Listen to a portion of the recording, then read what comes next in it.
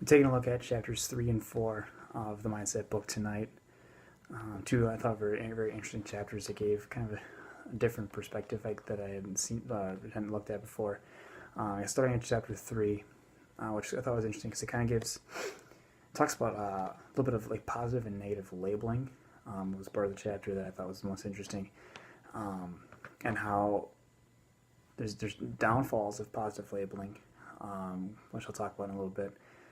And then there's also the negatives that go along with negative labeling and just how that can set someone back as well.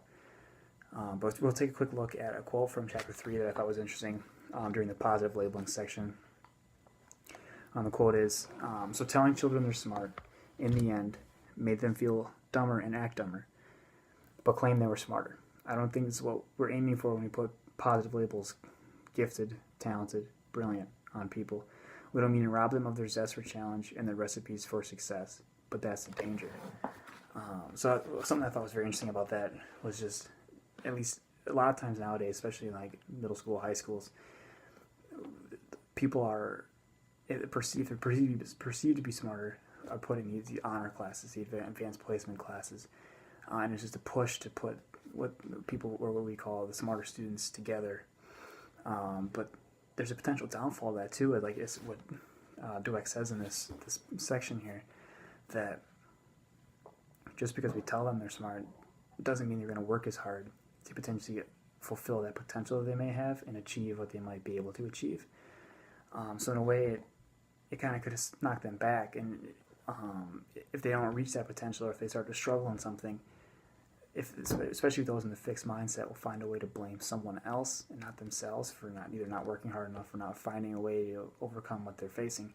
So like if it's a class, they'll be sitting and saying, I blame the teacher isn't teaching this well enough, when it could be that they could work harder, or they could find a different way to do it.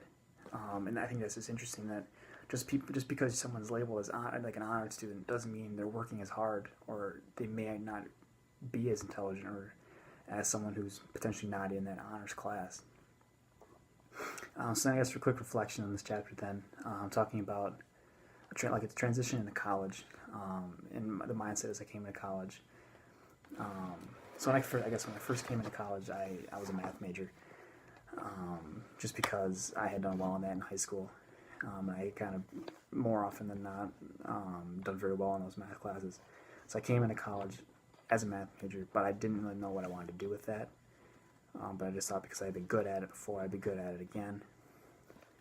But when I came in, I didn't work as hard early on, and I struggled for a while. And I didn't really know how. I guess I couldn't find a way to overcome it. I kind of just, I guess you could say, I threw in a towel. I more or less gave up later on. But after that experience, I realized that that's not what I wanted to do, and I needed to find what I actually wanted to do with myself once I would leave school.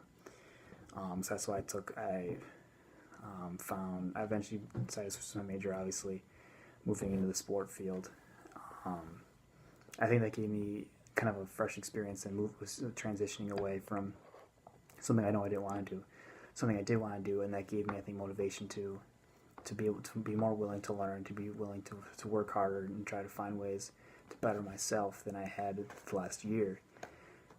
So at that point, I guess, going from that fixed mindset of just not being able to work hard, or kind of putting the blame outside of myself before moving into my sophomore year, and realizing that I need to make a change to be better. I think that kind of switched from a fixed to a growth mindset, and that definitely helped me in the long run. So I'm taking a look at chapter 4 in this book. Was the one where she goes through a lot of different, she calls the mindset of a champion, and how athletes have different mindsets, and how they've either overcome their shortcomings or what shortcomings they've had. One I thought, she starts off right by talking about Billy Beane, which I thought was interesting, because I didn't know the whole. From what I know of Billy Beane, it was all about the Moneyball situation, what he did with the Oakland A's. I didn't know about how Billy Beane was this 5-star baseball talent coming up, and he was supposed to be the next Babe Ruth. It says in here, I didn't know that, but he didn't work hard enough. He didn't work harder than a guy like Lenny Dystra, And through Billy Beane's experience with Lenny and his understanding that talent is not all you need to succeed, you need the work ethic as well. That kind of helped him down the road in Moneyball. I thought that was a very interesting story. Another interesting story that I liked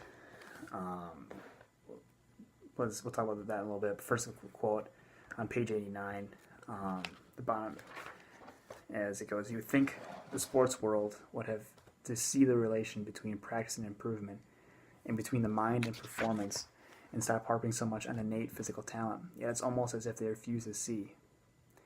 Perhaps it's because, as Malcolm Gladwell suggests, people prize natural endowment over earned ability."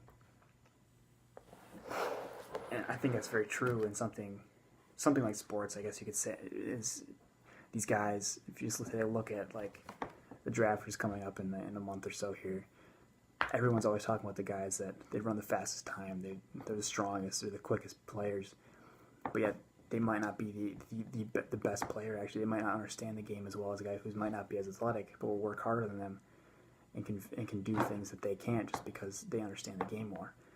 And they also understand how to work to improve.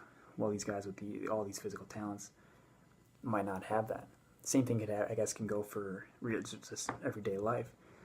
Especially like even in his classes, someone may not be as smart as the person sitting next to them, but they could do just as well because they may work harder, or they could do better because they're willing to go the extra step that someone's not. Kind of nothing similar to a story in here about Maury Willis, former Dodger player, who when he couldn't hit initially, and even though he's like, I'll be coming out to the big leagues in a couple of years, but he spent 7.5, almost 8, I think it was 8 years down in the minor leagues because he couldn't hit the ball.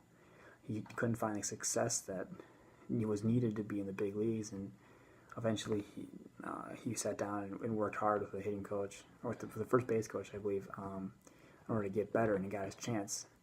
And a little while after he finally figured everything out, he became he won the MVP award, and he broke the record for stolen bases at that time, which just shows that he didn't have the skill initially.